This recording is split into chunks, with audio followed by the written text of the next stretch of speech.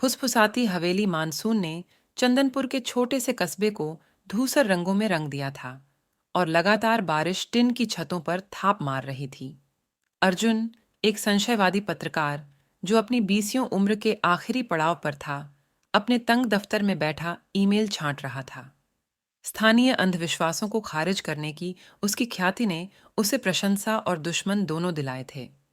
एक ईमेल ने उसका ध्यान खींचा, एक अज्ञात प्रेषक का रहस्यमयी निमंत्रण, जिसमें उसे कस्बे के बाहरी इलाके में स्थित बदनाम रायजादा हवेली में आने के लिए कहा गया था, जो दशकों से वीरान पड़ी थी। सच को वहां खोजो जहां परछाइयां फुसफुसाती हैं। अकेले आओ। आधी रात, 15 अगस्त। तारीख 3 दिन दूर थी। अर्जुन की प्रवृत्ति चीख रही थी कि यह जाल है, लेकिन जिज्ञासा उसे कुरेद रही थी। रायजादा हवेली एक स्थानीय किंवदंती थी, जिसमें गायब होने और भयावह घटनाओं की कहानियां जुड़ी थीं। 1970 के दशक में रायजादा परिवार के रहस्यमयी ढंग से गायब होने के बाद से वहां कोई नहीं रहा था। उसने जाने का फैसला किया, अपने कैमरे, टॉर्च और संशयवाद के साथ तैयार। 15 अगस्त की रात को बारिश धीमी पड़कर बूंदाबांदी में बदल गई थी। अर्जुन ने अपनी बाइक हवेली से 1 किलोमीटर दूर खड़ी की और पैदल चलकर आगे बढ़ा। हवा में गीली मिट्टी और हल्की सी धात्विक गंध थी। जैसे ही वह जंग लगे आधे खुले लोहे के फाटक के पास पहुंचा, एक ठंडक उसकी रीढ़ में दौड़ गई। हवेली सामने खड़ी थी, उसका साइलेंट चांदविहीन आकाश के खिलाफ टेढ़ा मेढ़ा, खिड़कियां खोखली आंखों की तरह। उसने फाटक को धक्का दिया। धातु की चरमराहट से वह सिहर उठा। आंगन में खरपतवार उगाए थे और बीच में स्थित फव्वारा काई से भरा था। मुख्य दरवाजा आश्चर्यजनक रूप से खुला था। जैसे ही वह अंदर दाखिल हुआ, हवा ठंडी हो गई और पानी टपकने की हल्की आवाज विशाल हॉल में गूंज रही थी। उसकी टॉर्च की रोशनी छीलती दीवारों और मकड़जाल से ढके झाड़ फानूस पर नाच रही थी। हेलो, उसने पुकारा। उसकी आवाज अंधेरे में खो गई। कोई जवाब नहीं, बस पानी का टप टप और कुछ और। एक हल्की सी फुसफुसाहट, जैसे कई आवाजें एक साथ, इतनी धीमी कि समझ न आए। उसने सिर झटका, अपनी कल्पना को दोष दिया और तलाश शुरू की। निचली मंजिल धूल भरे फर्नीचर और ताले लगे दरवाजों का जाल थी। अर्जुन के कदमों की गूंज रही थी, जैसे वह गहराई में बढ़ता गया। उसका कैमरा बीच बीच में क्लिक कर रहा था। भोजन कक्ष में उसे एक लंबी मेज मिली, जो कभी न हुए भोज के लिए सजी थी। प्लेटें, कटलरी और प्याले दशकों से अछूते। फुसफुसाहट यहाँ और तेज थी, टूटे फूटे शब्द बनाते हुए। जाओ, फंसे, खून। वह ठिठक गया, दिल धड़क रहा था। कौन है वहां? उसने पूछा, टॉर्च घुमाते हुए। रोशनी दीवार पर लगे एक दर्पण पर पड़ी, जिसकी सतह समय के साथ धुंधली हो गई थी। एक पल के लिए उसे लगा उसने एक चेहरा देखा, उसका नहीं, जो उसे घूर रहा था। एक औरत, पीली खोखली आंखों और खुले मुंह के साथ। उसने पलक झपकाई और वह गायब था। हैरान, उसने ऊपरी मंजिलों की जांच करने का फैसला किया। सीढ़ियां उसके वजन के नीचे चरमराईं और हवा भारी हो गई, जैसे उसका विरोध कर रही हो। सबसे ऊपर एक लंबा गलियारा अंधेरे में फैला था, जिसमें रायजादा परिवार के चित्र टंगे थे। उनकी चित्रित आंखें उसे फॉलो करती प्रतीत हुईं, उनके चेहरे गंभीर। गलियारे के बीच में अर्जुन ने एक दरवाजा हल्का सा खुला देखा, जिसमें से हल्की रोशनी बाहर आ रही थी। फुसफुसाहट अब स्पष्ट थी, पीड़ा भरी आवाजों का कोरस। उसने झिझकते हुए दरवाजा खोला। कमरा छोटा था, एक मेज पर रखी एकमात्र मोमबत्ती से रोशन। दीवारें उन्मत्त हस्तलिखित लेखों से भरी थीं। वे हमें देखते हैं, वे जानते हैं, पीछे मत देखो। कमरे के बीच में एक पुराना ग्रामोफोन था, जिसकी सुई खाली रिकॉर्ड पर खरोंच रही थी। फुसफुसाहट उसी से निकल रही थी, और तेज और आग्रही।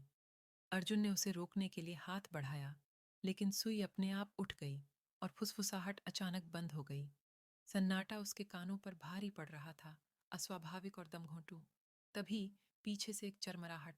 वह पलटा, टॉर्च गलियारे पर डाली। कुछ नहीं, लेकिन चित्र। उनकी आंखें अब अलग थीं, चौड़ी, जैसे आतंक में।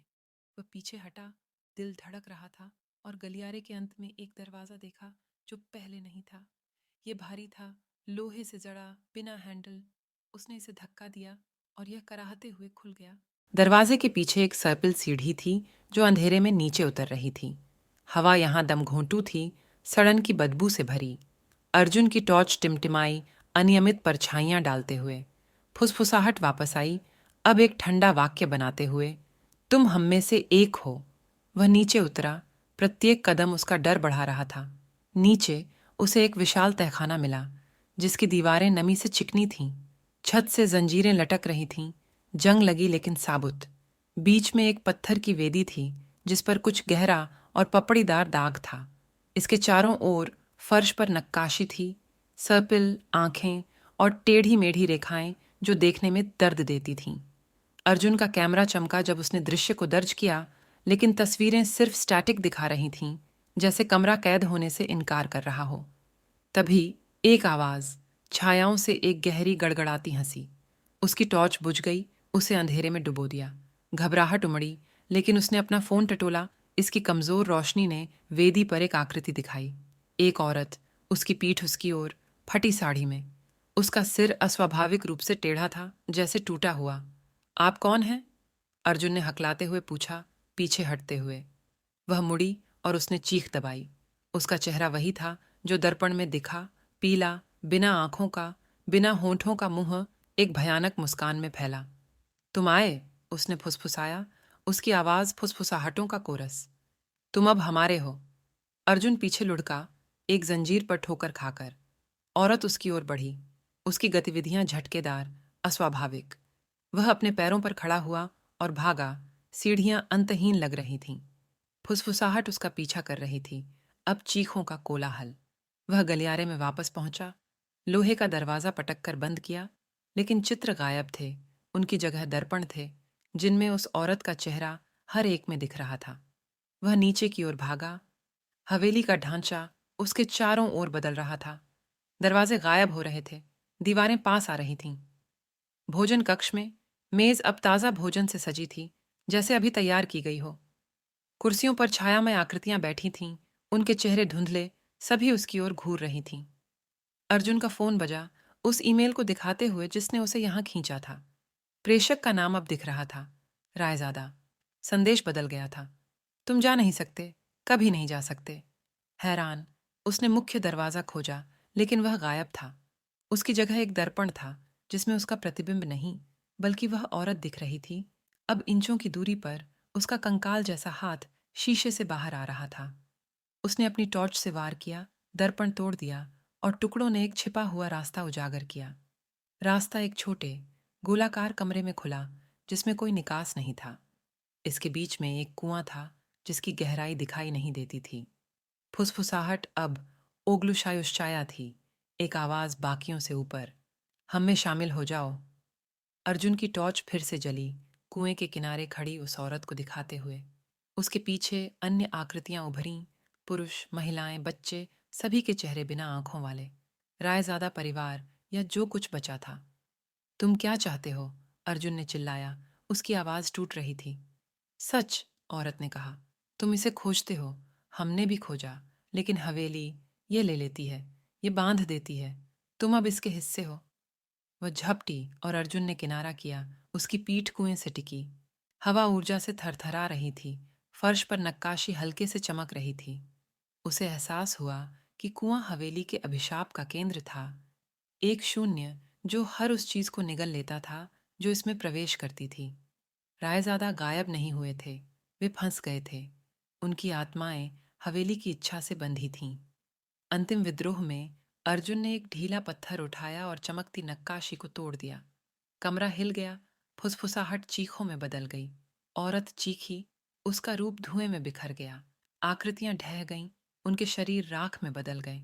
कुआं थरथराया, फिर शांत हो गया। हवेली कराह उठी, जैसे दर्द में हो। दीवार में एक दरार फटी, जिसके पीछे आंगन दिखाई दिया। अर्जुन भागा, पीछे मुड़कर नहीं देखा, क्योंकि हवेली ढहने लगी। वह अपनी बाइक तक पहुंचा, ठीक जब हवेली मलबे में बदल गई, फुसफुसाहट हमेशा के लिए शांत। दिनों बाद अर्जुन ने अपने अनुभव के बारे में लिखने की कोशिश की, लेकिन उसकी तस्वीरें खाली थीं, उसके नोट्स अस्पष्ट। कस्बे वालों ने दावा किया कि रायजादा हवेली को सालों पहले तोड़ दिया गया था और कोई उसकी कहानी पर विश्वास नहीं करता था। फिर भी रात में उसे अब भी हल्की फुसफुसाहट सुनाई देती थी, और उसका प्रतिबिंब कभी-कभी एक ऐसा चेहरा दिखाता था जो उसका नहीं था। सच, उसने महसूस किया, साझा करने के लिए नहीं था, ये त्रास देने के लिए था। सब्सक्राइब करिए और हर नई कहानी की खबर पाने के लिए बेल आइकन दबाइए। हम जल्द ही वापस आएंगे नए रोमांचक एडवेंचर्स के साथ। तब तक हमारे साथ इस जंगल की यात्रा का हिस्सा बनिए।